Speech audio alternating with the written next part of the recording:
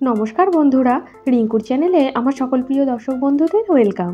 আজকে আমি আপনাদের সাথে আলু পটলের কষার একটি রেসিপি শেয়ার করতে চলেছি, যেটা গরম গরম ভাতের সাথে খেতে দুর্দান্ত লাগে। আপনি যদি আমার চ্যানেলের নতুন দর্শক বন্ধু হয়ে থাকেন তাহলে প্লিজ আমার চ্যানেলটিকে সাবস্ক্রাইব করার অনুরোধ রইল, আর আমার পুরো ভিডিওটা দেখার জন্য অনুরোধ রইল। এখানে আমি পটল কেটে নিয়েছি, পটলটা লম্বা লম্বা করে কেটেছি এবং আলুগুলোকেও কেটেছি, আলুটাকেও লম্বা লম্বা করে কেটে নিয়েছি। দেখুন, আলু এবং পটল আমি ঠিক একই রকমভাবেই কেটেছি। আর আমার যে প্রয়োজনীয় মশলাগুলো লাগছে সেগুলো হলো রসুন, টমেটো, পেঁয়াজ, কাঁচা লঙ্কা। এছাড়াও আমার লাগবে আদা, হলুদ গুঁড়ো, স্বাদ মতো লবণ, সরষের তেল। এখানে আমি মশলাটা একটা পেস্ট বানিয়ে নিয়েছি। আর এটা হলো আদা বাটা। কড়াতে সরষের তেলটা খুব গরম করে নিয়ে এর মধ্যে আমি দিয়ে দিলাম তেজপাতা। এরপর আমার বেটে রাখা মশলাটা দিয়ে দিলাম। এবার মশলাটাকে মিনিট 4 সময় ধরে আমি কষাতে থাকবো।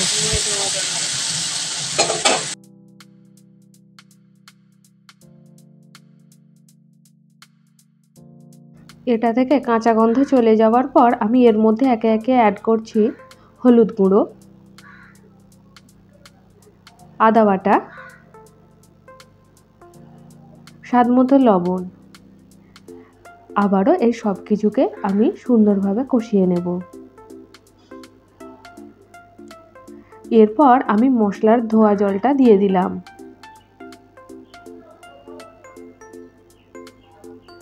এবার ভালোভাবে কষিয়ে নিচ্ছি। আমার আজকের এই রেসিপিটা নতুন কিছু রান্না নয়, তবুও আপনাদের সাথে শেয়ার করলাম। এখানে মশলাটা খুব সুন্দরভাবে কষানো হয়ে গেছে, দেখুন তেল ছেড়ে বেরিয়ে এসেছে। এই পর্যায়ে আমি দিয়ে দিচ্ছি পটলটা। এবার মশলার সাথে পটলটাকেও আমি কষিয়ে নেব। এই সময় গ্যাসের ফ্লেমটা আমি হাইতে রেখেছি।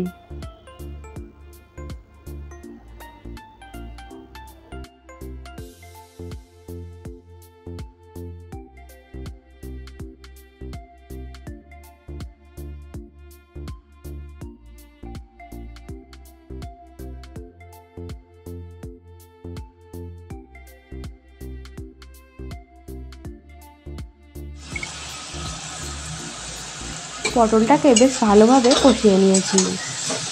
এবার আমি এর মধ্যে আগে থেকে কেটে ধুয়ে রাখা আলুগুলোকে দিয়ে দেব।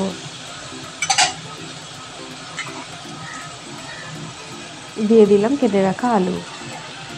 আবারও এই সব কিছুকে আমি 6 মিনিট মতো কষাতে থাকবো। এখানে আমি চন্দ্রমুখী আলু ব্যবহার করছি, তাই আলুটা শেষে দিলাম, কারণ এই আলু খুব তাড়াতাড়ি সেদ্ধ হয়ে যায়।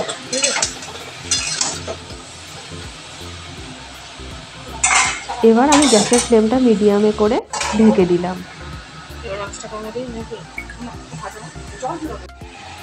10 মিনিট পর ফিরে এসেছি।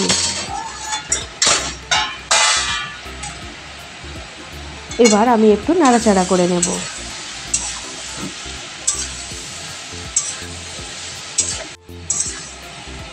আলু এবং পটল খুব সুন্দরভাবে কষানো হয়ে গেছে। এই পর্যায়ে আমি এর মধ্যে দিয়ে দিচ্ছি অল্প একটু জল। এইবার ভালোভাবে মিশিয়ে দিচ্ছি। এরপর এটাকে 5 মিনিটের জন্য ঢাকা দিয়ে সেদ্ধ হতে দেব। 5 মিনিট পর ফিরে এসেছি। তৈরি হয়ে গেছে আলু পটলের কষা। আর একবার নাড়াচাড়া করে বেশ শুকনো করে নেব। এই রান্নাটা যারা খেয়েছেন তারাই এর স্বাদ বোঝেন, কিন্তু যারা এখনো খাননি আমার মতো করে এভাবে একবার রান্না করে দেখুন। কথা দিচ্ছি আপনাদের সকলের খুব ভালো লাগবে। এরপর আমি একটা আলাদা পাত্রে এটাকে নামিয়ে নিচ্ছি। গরম গরম ভাতের সাথে পরিবেশন করুন আলু পটলের কষা। আজকে এ পর্যন্তই। বন্ধুরা, আমার আজকের এই ভিডিওটি আপনাদের কেমন লাগলো অবশ্যই কমেন্টের মাধ্যমে আমাকে জানাবেন। ভালো লাগলে ভিডিওটিকে লাইক করবেন এবং প্রচুর প্রচুর শেয়ার করবেন। আজকে এ পর্যন্তই। আবার আপনাদের সাথে দেখা হবে অন্য একটি পর্বে, অন্য একটি নতুন ভিডিওর সাথে। ততক্ষণ আপনারা সবাই সুস্থ থাকবেন, সাবধানে থাকবেন এবং আমার আরও নিত্য নতুন ভিডিও দেখার জন্য আমার চ্যানেলটিকে অবশ্যই সাবস্ক্রাইব করবেন। ধন্যবাদ।